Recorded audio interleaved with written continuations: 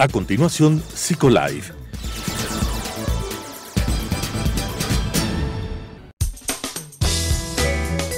Clasificación A. Apto para todo público.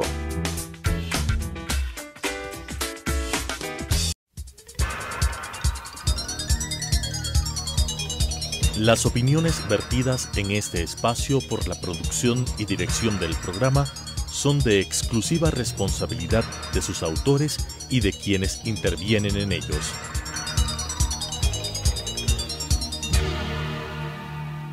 Telesucesos Canal 29 UHF presenta Psicolife, un programa creado para hablar de psicología desde una vertiente científica pero amena con la conducción de la doctora Elizabeth Montenegro. Psicolife.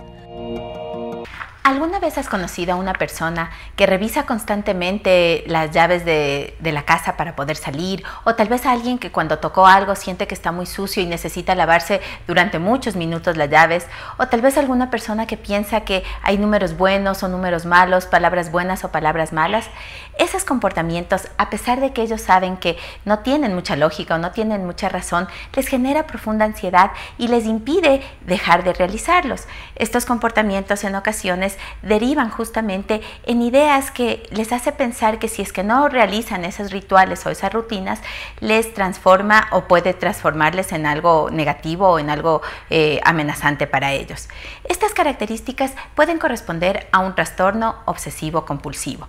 Ese es el tema que trataremos hoy en Psicolife. Bienvenidos. Para eso tenemos a una invitada a quien quiero darle la bienvenida a través de esta presentación. Sensibilidad y dedicación. Estos son los dos rasgos más destacados de Rosa Lafuente, una psicóloga española especializada en trastorno obsesivo compulsivo.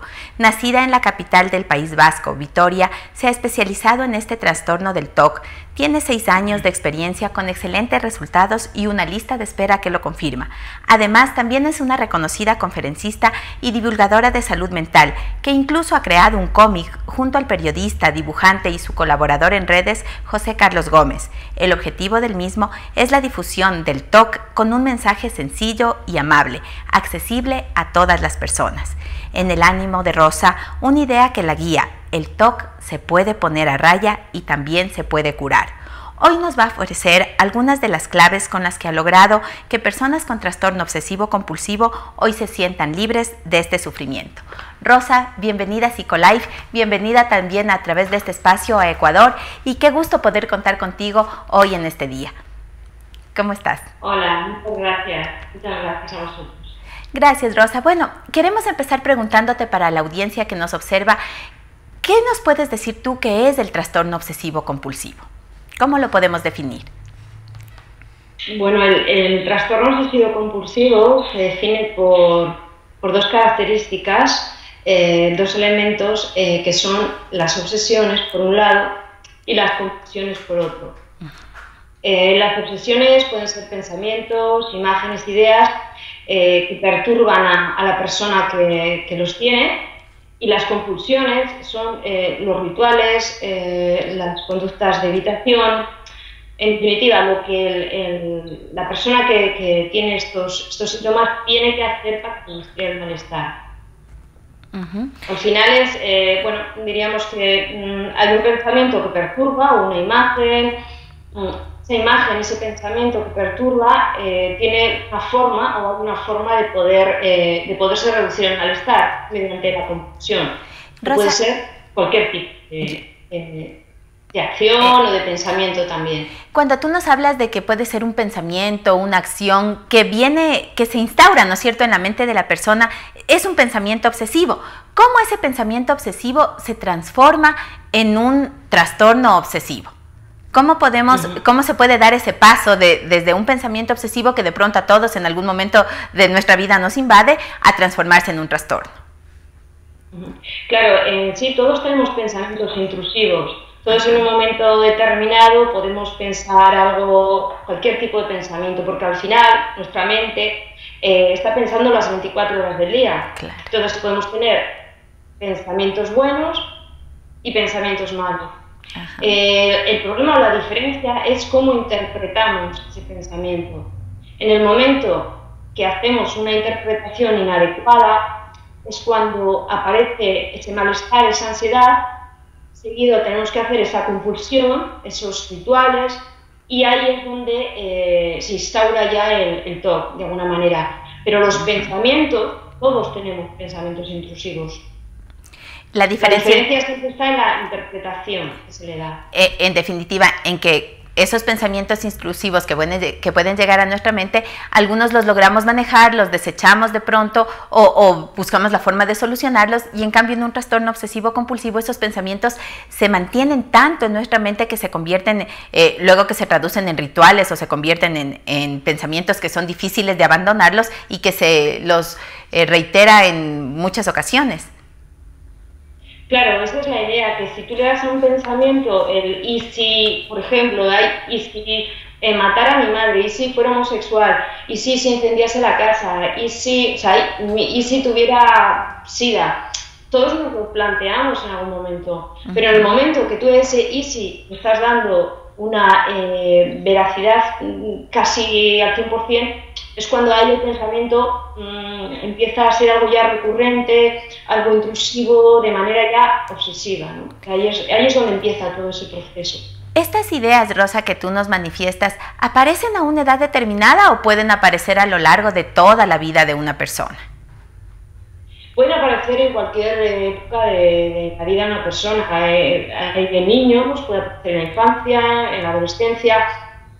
Que es más difícil que igual aparezca a partir de cierta edad, pero sí que se dan también casos, porque puede ser que igual a los 50 no es lo más habitual, pero puede ser que una persona tenga una vulnerabilidad a tener este tipo de trastorno y un suceso en su vida estresante o algún acontecimiento pues que en ese momento le supone mucho estrés o mucho nerviosismo, pues puede hacer que desencadene en un TOC. Puede pasar, sí, sí. ¿Y cuáles son? Tú nos has dicho de pronto algún factor, ¿no es cierto?, que puede desencadenar, pero ¿hay causas específicas? ¿Hay algo que se ha podido identificar que es la que derive o genere este tipo de trastorno? Hay varias causas. Puede haber causas genéticas, biológicas, ambientales. También se dice que hay determinadas áreas en el cerebro que están diferentes, ¿no? Pero no se sabe todavía. Hay muchas causas.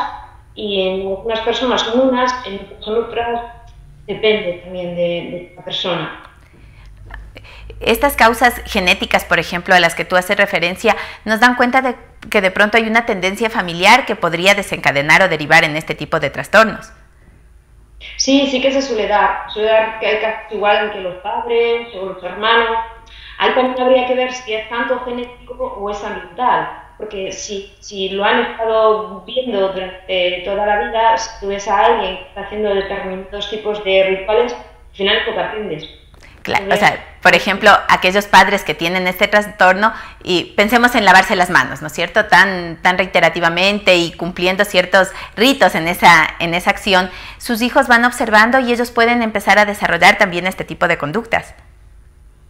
Claro, sí, o determinados rasgos, a veces son determinados rasgos. Si una persona, tus padres son muy controladores, muy perfeccionistas, tú puedes aprender también eso, que también puede ser genético, pero lo vas a aprender. Y hay determinados factores o rasgos de personalidad que sí que hacen que sea más fácil que puedas desarrollar un trastorno obsesivo compulsivo. Rosa, ahora, estos trastornos no vienen solos. Por ejemplo, la persona tiene una necesidad imperiosa por arreglar todo, por mantener todo perfecto en su correcto lugar, pero también viene asociado de pronto a esas ideas que tú decías, y si pasa algo malo o si no me limpio correctamente. Es decir, hay muchas conductas, hay como una gama de comportamientos que se van manifestando en personas que presentan esta situación. Sí, sí. En realidad, de todas formas, cuando se habla de los tipos de TOC, es muy difícil, por mucho que nos digan el TOC de contaminación, de verificación, hay muchos, porque hay tantos tipos de TOC como miedos hay en las personas. Ajá. En realidad no es más que un miedo, el TOC viene a ser un miedo exagerado, un miedo que nos lleva a eso, a obsesionarnos. Entonces, a veces también es difícil, ¿no? Decir, bueno, pues hay este TOC y este. Hay infinidad de ellos según cada persona.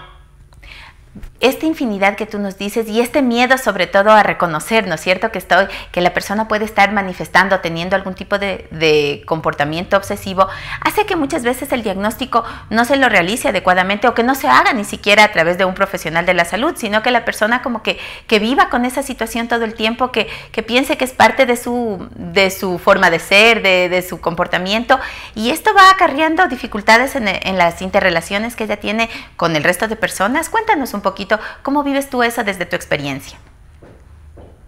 Sí, es algo muy característico cuando vienen los pacientes a la consulta. Una de las cosas que más se repite es el hecho de que te digan, bueno, es que no me lo han sabido diagnosticar, yo no sabía que tenía TOC, me he enterado pues a través de redes, pero en realidad he ido a diferentes psicólogos, terapeutas y en ningún momento me han dicho que tengo TOC. Sobre todo esos tipos de TOC que son más difíciles de diagnosticar, porque el TOC de contaminación, de limpieza, bueno, es fácil de ver, pero hay otros tipos de TOC, el TOC de amor, el TOC homosexual, que no son fáciles de diagnosticar, con lo cual muchas veces el tratamiento no es el adecuado, consiguiendo empeorar los síntomas y al paciente, claro, eso le supone que cada vez se sienta peor y que la relación con su entorno también no sea buena.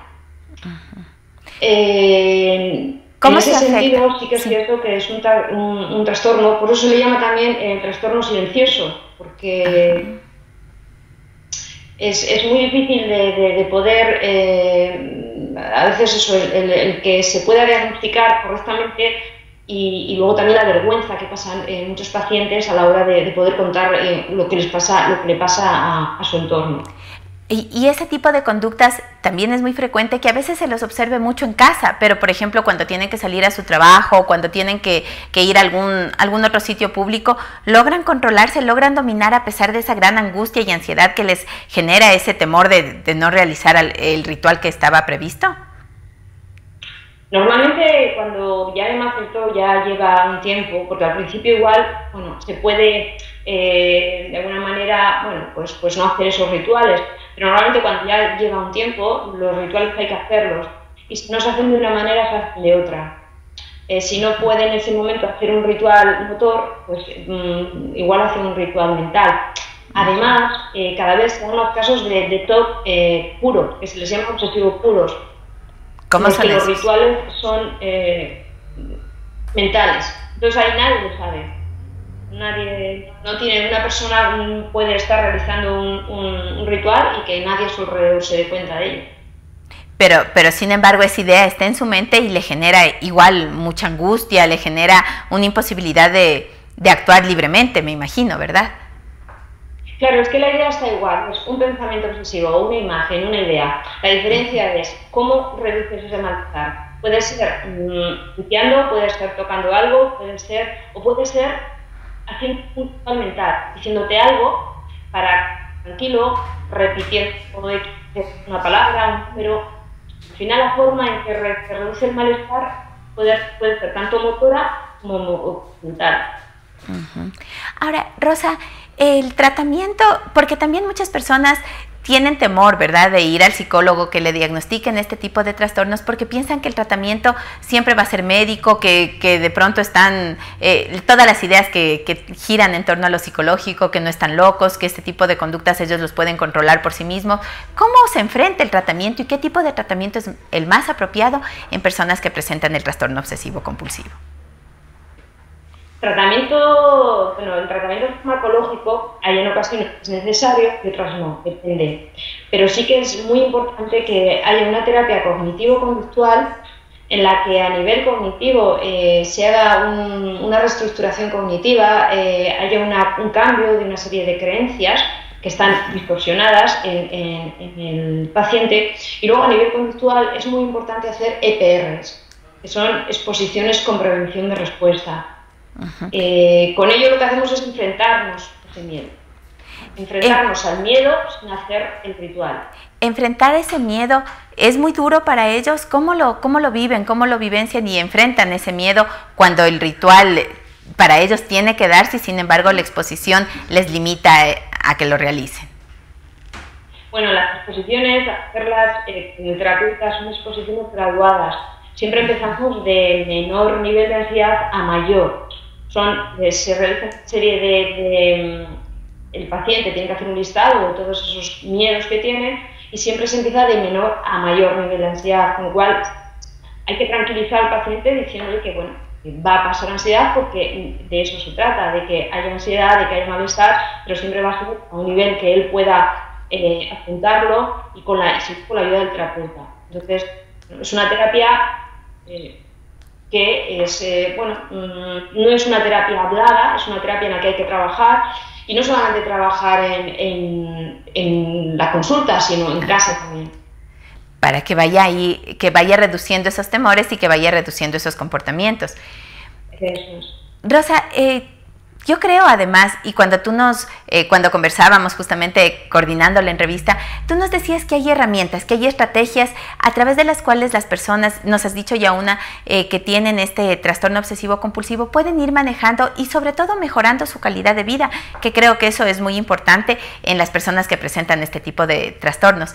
¿Qué otras herramientas tú nos podrías dar o les podrías dar a nuestros televidentes para que vayan utilizando en una mejora de este tipo de situaciones que van viviendo?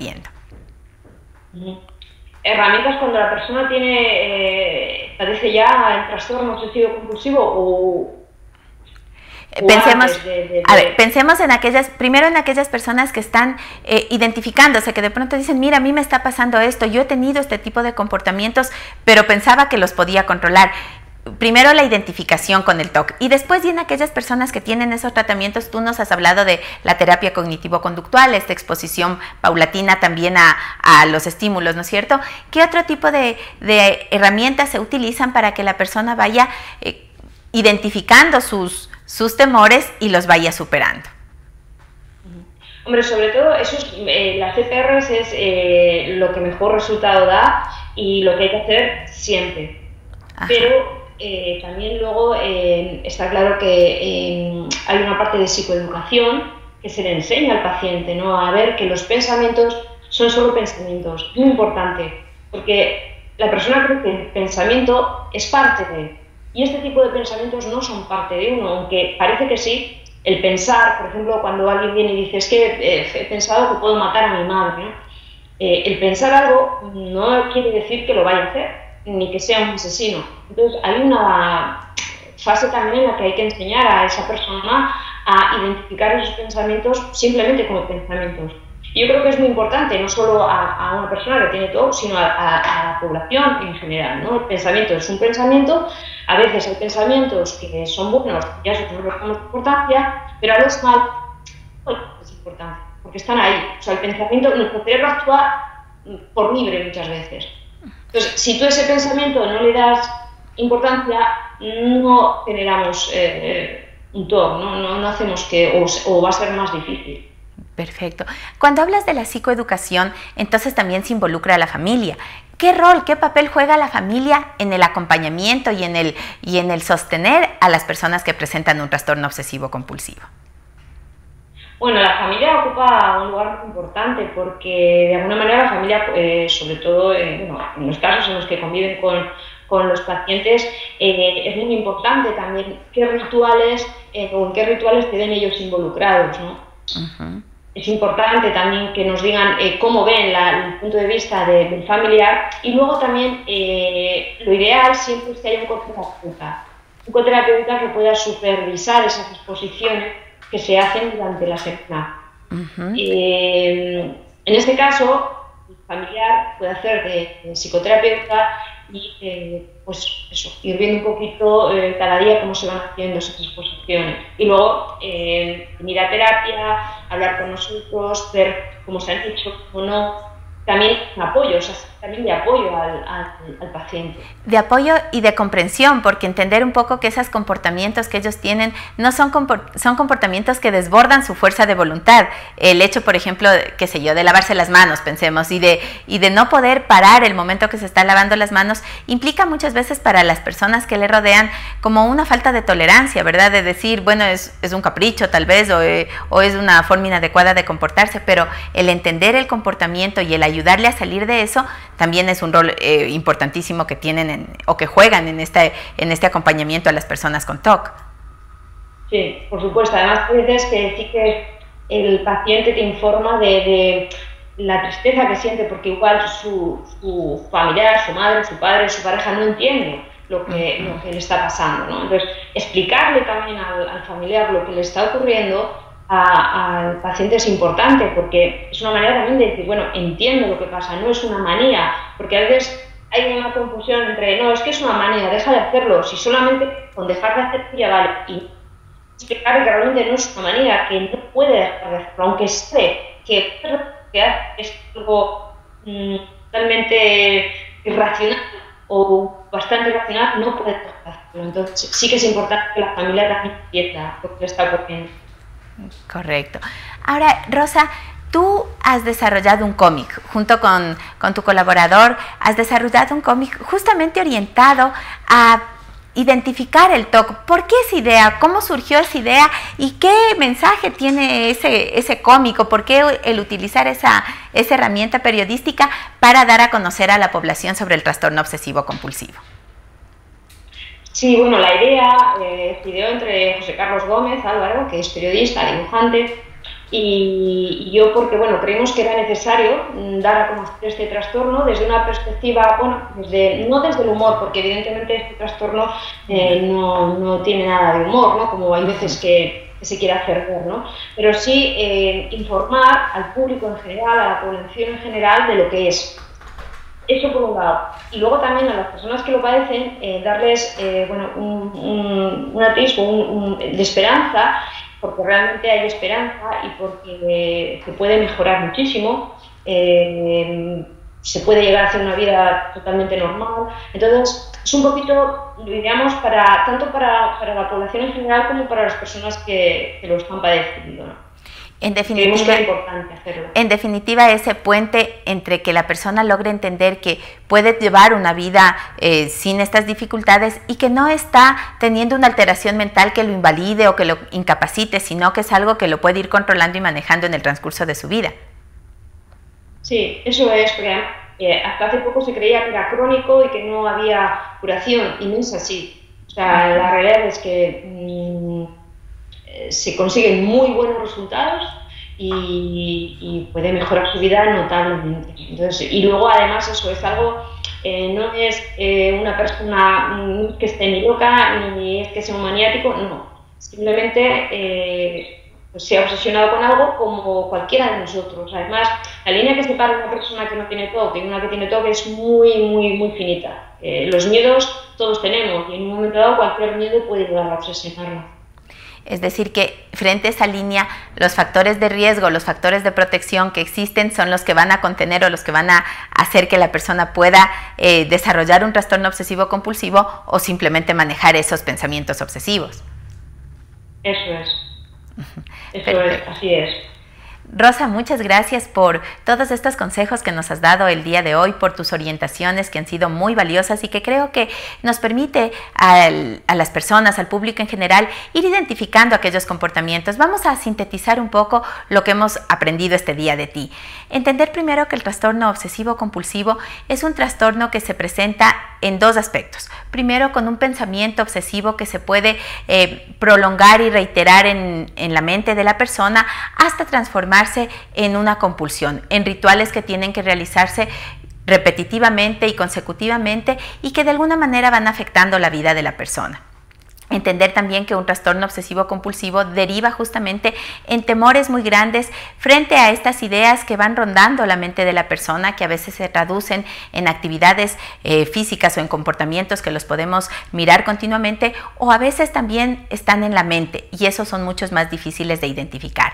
La familia tiene un rol importantísimo en el acompañamiento de las personas que presentan un trastorno obsesivo compulsivo. El trabajar desde un acompañamiento terapéutico a través de una terapia cognitivo-conductual ayuda a las personas a darse cuenta de que esos temores pueden ser irracionales, pueden ser manejados, reestructurar esas creencias que tienen y modificar por tanto su calidad de vida y llevar una vida sin mayores dificultades. Gracias por habernos acompañado en esta edición de Psicolife, cambiando tu vida desde tu mente. Este programa está dedicado justamente a aquellas personas que nos pidieron que hablemos sobre el tema. Queríamos complacerles a ustedes, esperamos que les haya gustado y les esperamos también en una una nueva edición de Psicolife. Síganos a través de las redes sociales, en Facebook a través de SEADI, y pueden observar nuevamente el programa a través de YouTube en Telesucesos Psicolife. Hasta una próxima.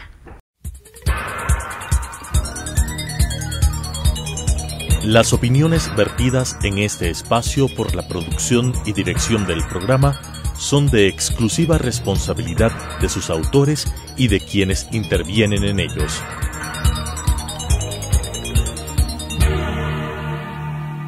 Telesucesos Canal 29 UHF presentó Psicolife, un programa creado para hablar de psicología desde una vertiente científica pero amena, con la conducción de la doctora Elizabeth Montenegro.